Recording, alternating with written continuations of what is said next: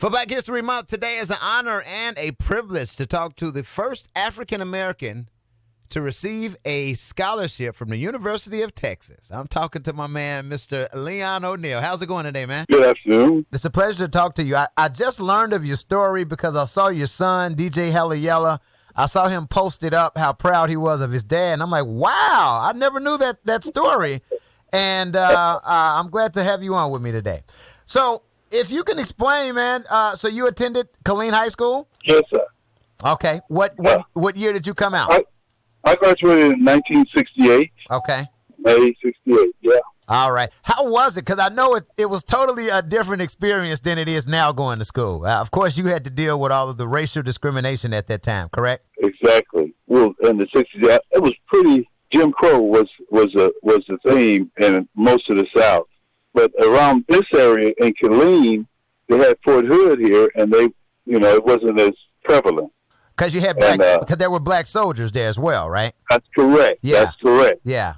And it made it, Brown versus Board of Education back in '54 had changed all that in this area because the Army, the military wouldn't allow it. Yeah. So we had integrated high school already. Had been doing that for years, but we still didn't have a very big school in those days. I mean, I had maybe 400 graduated in my senior class. Right. Wow. Probably 30 blacks, maybe. Mm-hmm.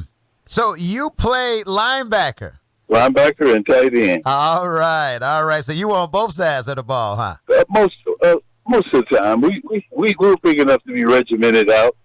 We could play one side of the ball, but when I went to college, they had us prepared for both sides. Yeah. You were heavily recruited, if I'm not mistaken, man. Who were some of the schools that were looking at you? Well, I was a blue chipper in Texas, and that's where they used to come to get a lot of ball players. Yeah. Back in the days. Yeah.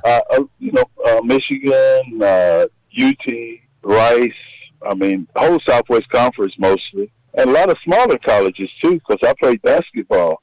And a lot of them wanted me to come play basketball. All right. What made you decide football was your thing? It was a lot with the coaches. They kind of, they were pushing UT especially.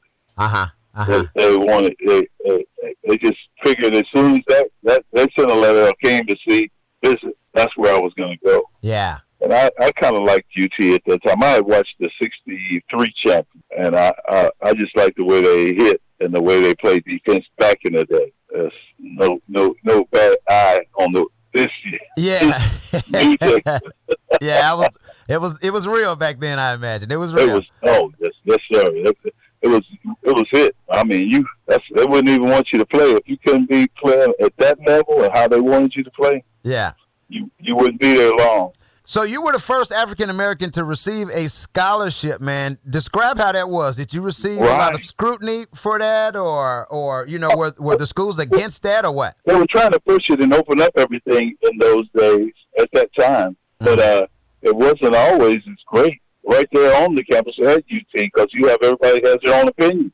Some of the guys I played with had never played with black players. Yeah. And some of them didn't want, they had heard things, they stigmatized us in those days, and they heard this was how this was, and they never had seen me, so it was an odd thing for some of them to even see up close, and in the same room with them, in classroom and everything. Yeah. My goodness. Man, your story is inspiring, man, just to see how far college athletics have gone now with, black players. They can't exist without black players these days, Right. It's very different now. When I went back years later, it's just different. But I had a good friend that I got to come up there, and he's the one that he has his statue outside of the state. Wow. Julius Whittier.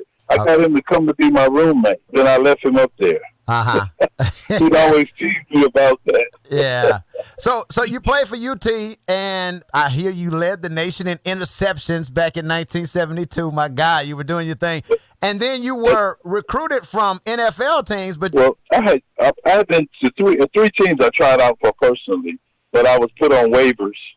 Oh, so, gotcha. Yes, I was put on waivers, needed more experience, things like that. Gotcha. So I played in another league. It was a league that had small little teams they were all over. I played in the World Football League too for a little bit. Oh wow! And they folded up. But the Toros of San Antonio, Red McCombs owned them, and Benson down in New Orleans. They had ownership of our team, and they were trying to get in the back door of the NFL, but we didn't have a stadium. Oh wow! So Clinton Mangus came in and set up Alamo Stadium so it would hold enough so they could have you have to have a 50,000 seat stadium at least to get an NFL team in there, and then the World Football League came through there and that folded up everything, and it never came through. So they still don't have a team. Wow. My God, man, you're inducted into the Texas Black Sports Hall of Fame. You, of course, was an educator for KISD for almost 25 years. How was that? I started that teaching down in San Antonio. I still have some of the kids that call me, tell me, get on Facebook and send me information, how they're doing and things like that. That was through 84. Yeah. Wow. This is pretty cool. And of course you retired in 05. December 31st, 04. But that's Gotcha. Okay, yeah, gotcha. Yeah. Again, like I told you, once I saw your son post this, I said, wow, I gotta talk to him. I appreciate it. It was tough. I just wanted to salute you for Black History, man. I just want to know that your accomplishments are not going unnoticed. I sure appreciate you. Thank you. All right. Thank you.